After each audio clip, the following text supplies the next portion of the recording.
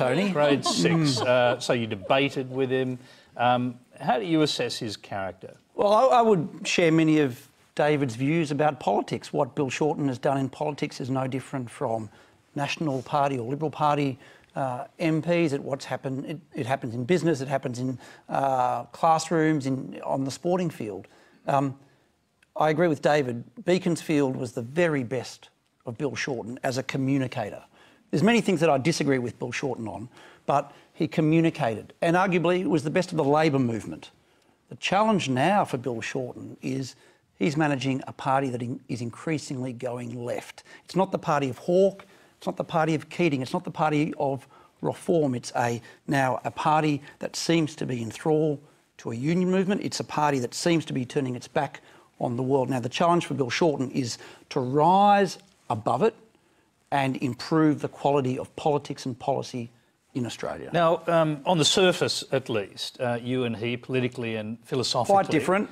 Chalk and cheese, one would have thought. But friends can disagree. Well, is that really true, or is he secretly further on your side than... Or am I secretly further on his? No, look, friends can absolutely disagree, but one of the things we do agree on is the optimism that we as Australians need to share about this country. This country has very big challenges, and I think that's why the test of, for example, the China Free Trade Agreement, and are we going to embrace free trade, are we going to embrace the world or turn our back on it? That's going to be one of the challenges for Bill Shorten. We both want a better Australia. We'll have quite different views about how to get there, but every one of us wants jobs for our children, we want the elderly looked after, we want a healthy, prosperous Australia. How we get there is perhaps a bit different. Yeah, Catherine King, we'll actually just start there. I mean, I want to hear about Bill Shorten's character from you briefly, but the free trade agreement's just been raised, and of course Labor has a capacity to hold it up,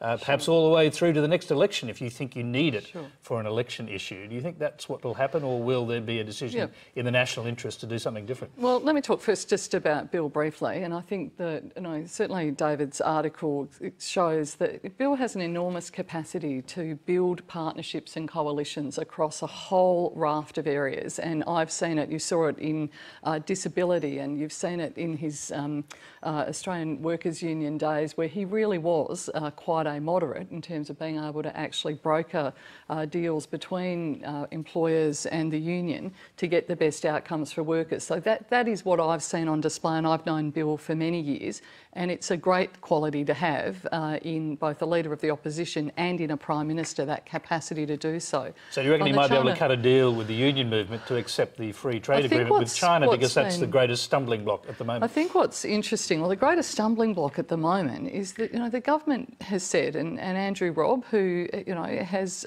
said himself, that it is not difficult to build labour market protections into the enabling legislation for the China Free Trade Agreement. He has said that. So all we are saying is, well, then let's do that, because we want to sign up to the China Free Trade Agreement. We actually want to do that, but what we actually want to see is the enabling legislation to build those protections in. Now, I understand that the new Prime Minister and Bill have been in discussions in recent days, and that's exactly what we should be doing.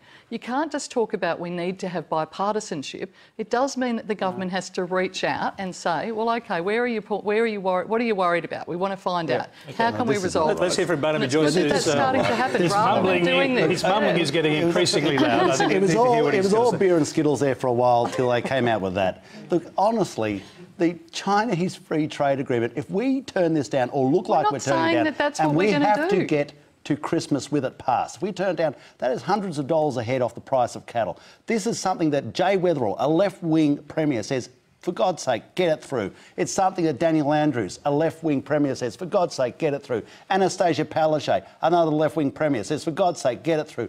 What game are they playing with the future, the economic future of our nation? What game are you playing by carrying on like this? And they should actually listen to their own people, such as Craig Emerson, who quite subtly said, if there was a problem, you could deal with it with subsequent legislation. And that's what we're asking you to do. So they are playing dice with the Australian people on this, and they're playing Barnaby dice. Joyce, can I just interrupt you there, because you made that point about Craig Emerson. He actually said, to be more specific, if you bring in the legislation first, you could pass the agreement without a problem. Yeah. But so you've actually got it the wrong way around. He's quite clearly stated that it does not rely that if there are problems with it, you could actually deal with them with subsequent legislation. So we're asking you to do that. So what they're actually doing is they're playing this nod and wink game where they're saying, watch out for the hordes of people coming in to take all your jobs, vote for the Australian Labor Party. And that is just deceitful and also disgusting.